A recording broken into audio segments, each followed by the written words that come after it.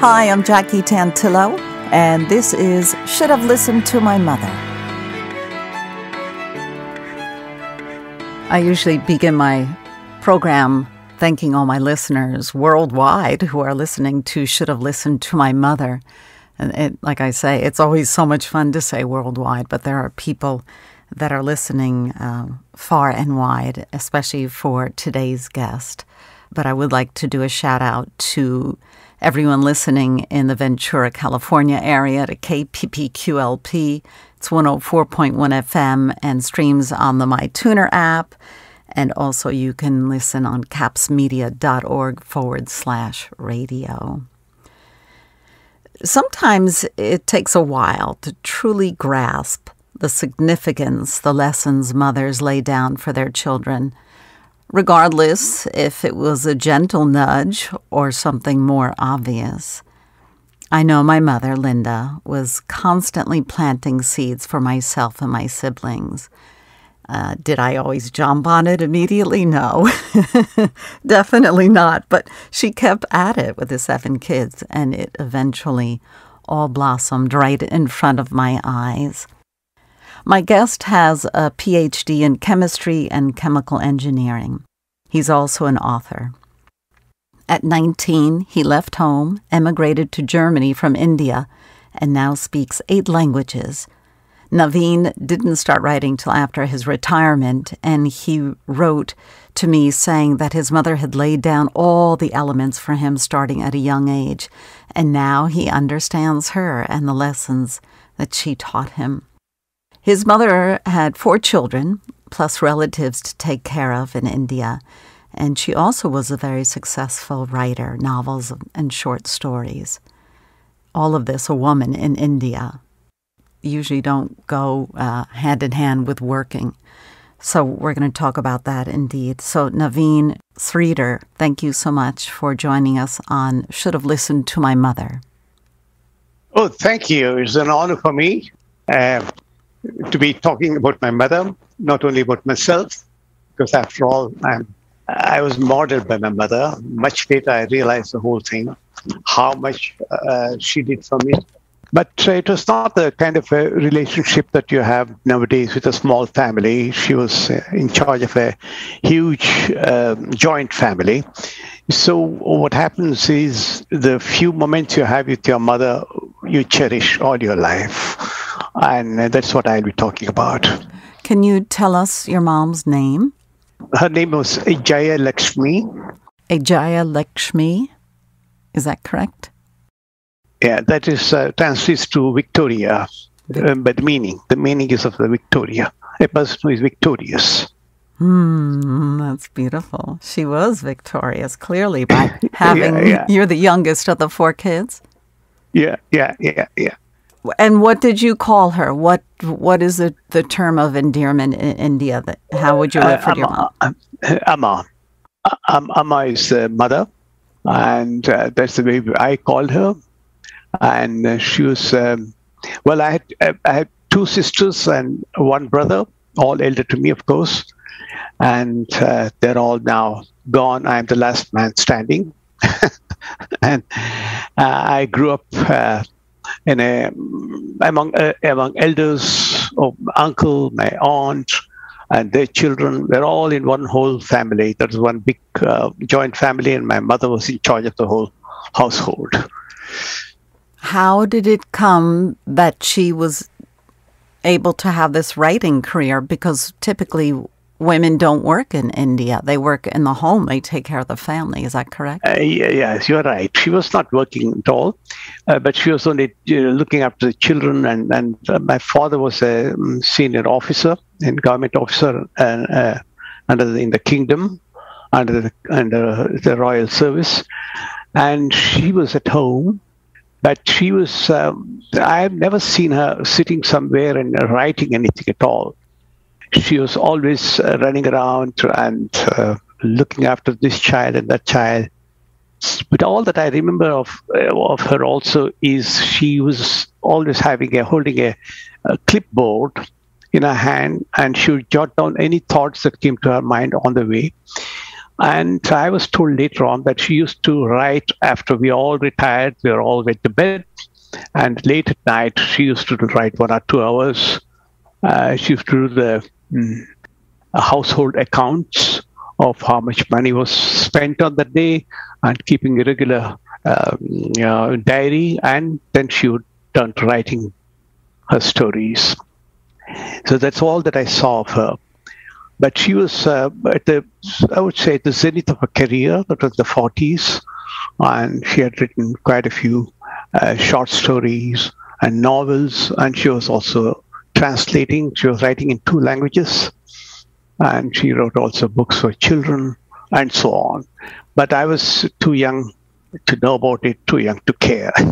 Yeah, I understand that. So what were the 2 languages? Is it Hindu and English?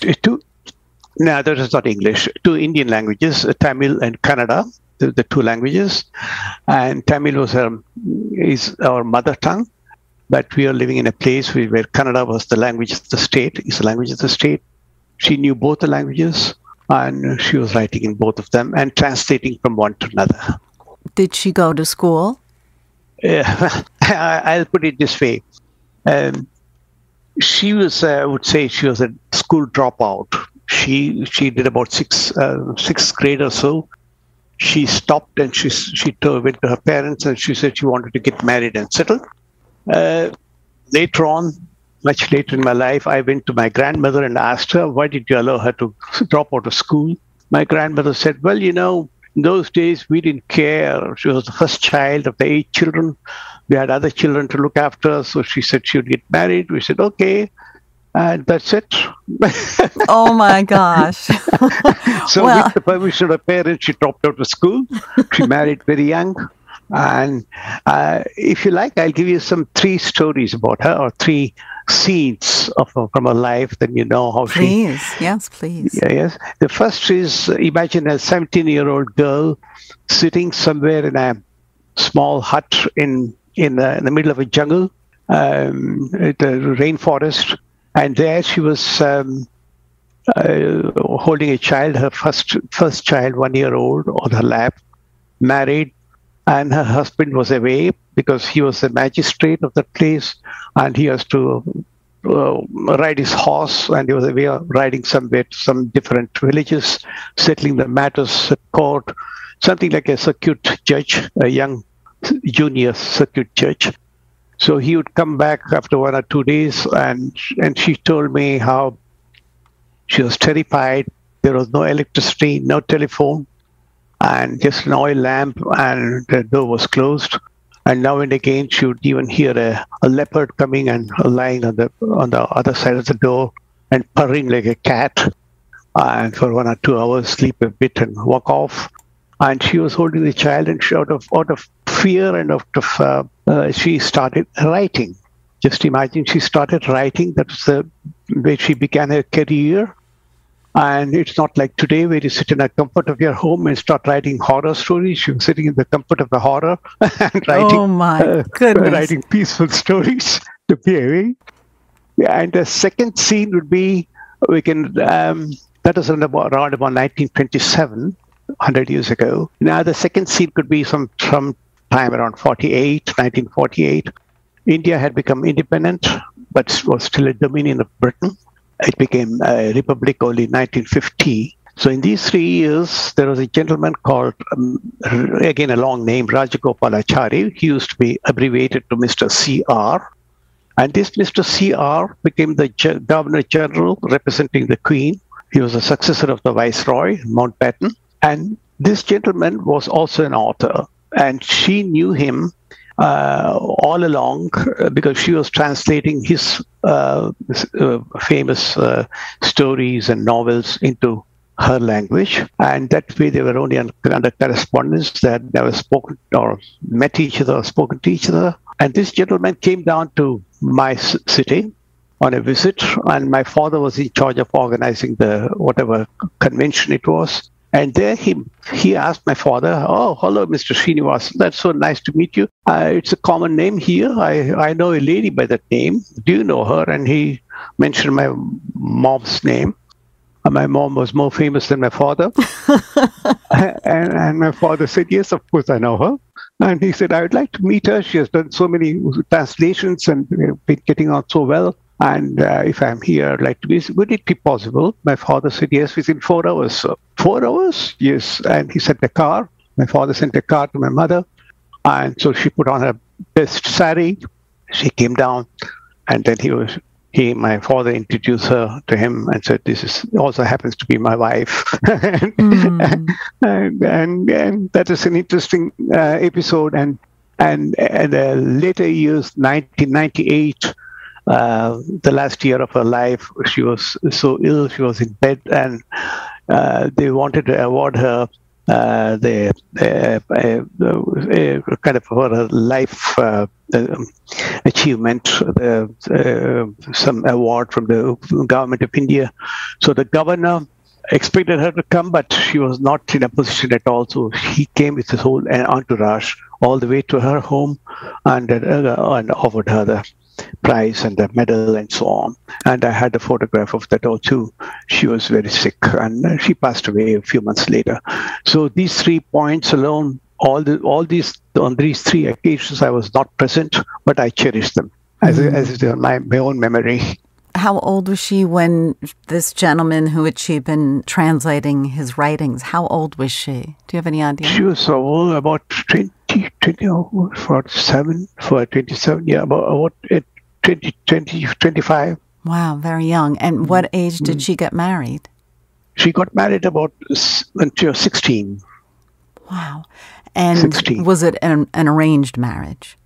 It was an arranged marriage, yes. And although the families knew each other, and my father used to say, this girl, when I got married, well, I used to bring some files from my father to her father, and I was a 10-year-old fellow, and I saw her. I had seen her naked before. Wait, she was a 1-year-old kid crawling around. How did we get there so quickly? So wait a minute. So were they in love? Or it was just an arranged marriage and you lived your life like that? Well, even today, what happens is in this kind of marriage, I think the love is love. Love grows with the marriage. Yeah, sure it does. No, sometimes it's not like playing poker where you don't know the cards, but right. you know you know the lineage. Wow. So because my mom used to stay up, God knows what time, in the middle of the night and listen to her little foreign languages. You know, she was always trying to study French, Italian. So that your mom staying up and writing late, because that was the only time that moms can find time to themselves often. So I was thinking of my mother, Linda, as well. But she held that writing. That was like her breathing mechanism, right? It kept her alive, her writing and translating. Yes, that's very important. I met many ladies who write God knows when, but they do write within 1 hour or half an hour. They get their marvelous job, and ladies they get married and they have children, but still they manage it. It is stupendous. I wouldn't say my mother was an exception. I would say it is. As a rule, women are like that. You can do multiple tasks. We men cannot do that. Wow, coming from someone with PhDs, that's fantastic. So tell me, how did she raise your sisters in a society that, women were not at the top? Well, they also got married the same way, and my sisters, one 11 years older, another was 13 years older, and the eldest sister, she passed away in December. She was also more a mother to me, because my mother could not look after each child individually. She was only at my bed when I was not ill. I'm sorry, I was not well. But my elder sisters looked after me on a daily basis, on the daily affairs about my schooling and other sort of things. and so they grew up as kind of a junior mothers. Sure, absolutely, as hopefully the older siblings do. Yeah. And you mentioned to me right before we started the interview that you've been dreaming about your mom. Was that some of the stories that you've already told us, or can you share some of the dreams? Yes, I was just thinking about, it was not just writing. She gave me, as I was telling you, the few moments where she really, she would not allow us, she did not like any kind of hanging around and chatting with people. She would say either you study something or you go to sleep. She was a very, in fact, that's the reason I went to my grandmother. I went to my grandmother and complained, saying that my own mother did not do anything at all, but she wants me to keep on studying. Yeah, and she was always after knowledge, mainly general knowledge and politics and what's going on in the world, listening to the radio and the news and languages. She, for instance, in the summer holidays, once I was just fooling around, climbing the trees, and so she said, "Now come here, sit down, you don't waste your time." And she gave me an article in English, about 2 pages long. I was about 12 or 13. And she said, "Now you translate the whole thing into Hindi." That was an Indian language. I said, "Okay." I took one day and translated it to Hindi and gave it to her. She read it, she smiled, then she said, "Okay, now I've got another lesson for you. Now take this, what you have written in Hindi, translate it into Kannada." I said, "Okay." I did it. And I brought her the last translation in Kannada, and she saw that. She said, "Okay, now you translate it back into English."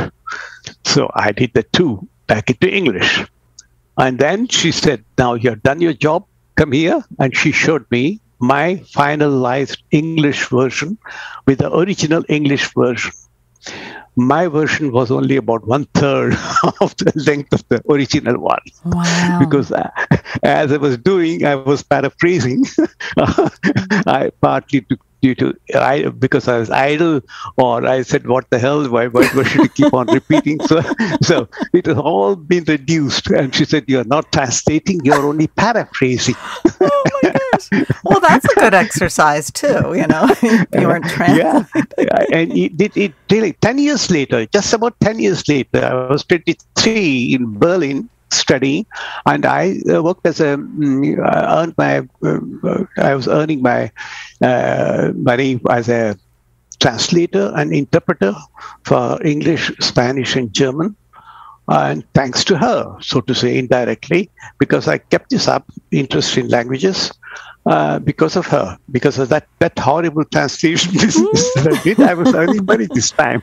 A lasting memory, but it has come full fruition here. Wow. Did she have a sense of humor? Because you have a great sense of humor. Not much. No, she did. She was not. She was not into that, but she was passive regarding music. She allowed and encouraged culture. Culturally, she was interested, but humor, she did not have humor. No, I would say she did not have much of humor at all, because that's why she could not share our jokes with you. Right. And then now either you go to bed or you start studying or wasting your time. Wow, she's very efficient. It sounds like she was very efficient. Yeah. Oh my goodness. So was she happy with herself, with her life, with her family? Yes, she was happy. She was content. She was happy, and my father passed away when he was just about 64 years old. So she missed him a lot. But then she managed the life without him, and she was always very, I would say, practical oriented as a part of this world. And she was not a dreamy kind of a philosophy, and that's not her. That is not her world at all. And she was helping my brother, his family, my sisters. They were all in the same city. I was the one that got away, so she could not help me much from there. But she visited me twice, and she got on well here with my wife, a German. And I went with her all over Europe and showed her all the places that she had been talking about. Yeah, I was going to ask you if she ever was able to travel and see the world. Oh yes, she was the United States. She was all over the United States, in Kansas and Texas and there you go. East Coast, and oh yeah. She was very popular. She was very good in traveling. She was adjustable. She was not fastidious. She could get on easily in your country much better than in Germany because she's a vegetarian, and that is easier in the United States. Liberty is really enjoyable. Yeah, and beyond liberty, and sometimes we forget, or sometimes we have people that are trying to take them away from us. But we don't want to go there. Why did you leave at a young age? I left India because I went to school very early. By the age of 19, I could have become I could have started my profession. And at the time, chemical engineers were needed. And I got a scholarship in Germany. And then I was allowed to go. And because I was the second son, the tradition goes that the first son has the responsibility to hold the family together and so on. So I had the liberty and that in mind. So I left. And also, I was also very thirsty to go abroad. In my days, there is the famous song I still remember, keeps ringing in my ears. I joined the Navy to see the world. I left my girl behind. But I didn't even. But you didn't join the Army. You didn't join the Navy. What a riot. Oh, my gosh. Tell me what languages you can speak. I speak about 4 Indian languages and Spanish, French, English, and German. And I can just get on in Greek and in Farsi. That is the Persian language. Are you self-taught yourself? Or did you go to school and study? I studied about 3 languages. English, Hindi, and Kannada. These are the 3 languages I studied. The others are all I picked up. As a student, I worked in Spain, I worked in France, in Paris. Then, of course, coming to Germany, I picked up the language here. And I picked up Farsi and Greek. In my honeymoon, we went to Greece. My wife and myself, of course, and there I picked up Greek before going there to show off before my wife. Oh, wonderful. Now, you mentioned your mom winning awards and things. You also are the recipient in 2018. Was it the Da Vinci Eye finalist, the Eric Hoffer Award for one of your books? Yes. Yes. Congratulations. Oh, thank you. That is a book about the Germans. That is living in Germany. I came 15 years after the Second World War, 1960. I went through the times of the wall coming up and the Cold War and the Bay of Pigs invasion and all that sort of thing. Kennedy had come down, Johnson. So Berlin was always on the center stage of the world politics. And I had so many stories repeated from the Germans about the sufferings they went through, and East Germany and West Germany. And I met my wife, a German, who also went through all this. So I wrote that book. I said it would be interesting for the people who are living away from here to not know these stories, and also for the progeny. So I wrote these anecdotes, made it to a biography of my wife. That small world of hers seen through her eyes, with the big world also suffering the way it's going on now in Europe. So I wrote that book, and that was a book for which I got that I was a finalist. This is The Candlelight in a Storm, born to be a Berliner. She was the candlelight in the storm, yeah. So your Your wife. And many other women and many other family members who I know struggled. Yes. You've written other books, and you mentioned to me you have a new book in the works, Ancient Queen. Yes. The next book was about the first person literary character in the recorded in the world history. That was a priestess of the Sumerian times. She was the first poet ever. It was a lady, not a gentleman. And I wrote about her. That is the book called A Starlight in the Dawn. And the next book that I published now this year was about the Queen of Egypt. These two books are historical fiction, but based on facts, based on real written documents. So I made up the gaps. So this story about the Egyptian queen is about the very first peace treaty between two great powers, the Egyptian and the Hittite kingdom.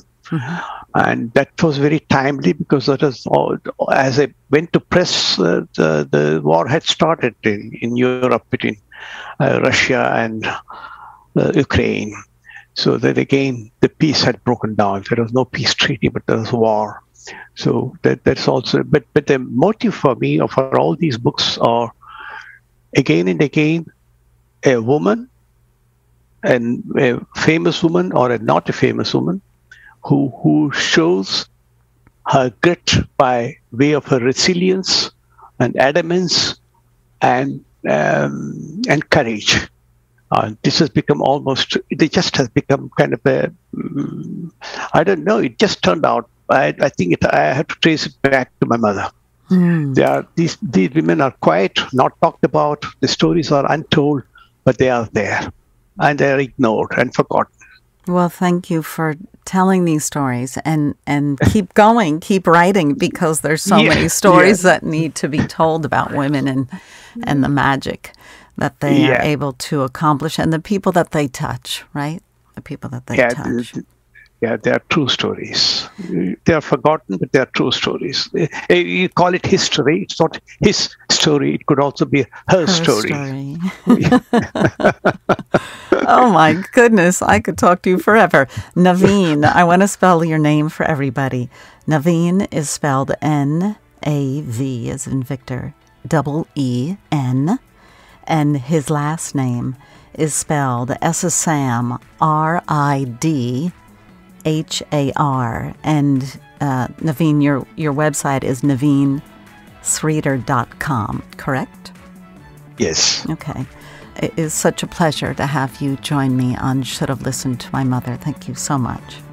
Thank you. Thank you. I have to thank you. It was quite very enjoyable, and was quite a pleasure, and above all, an honor for me. Thank you so much. And we will be back next week with another episode of Should Have Listened to My Mother. Thank you, Jackie. Goodbye.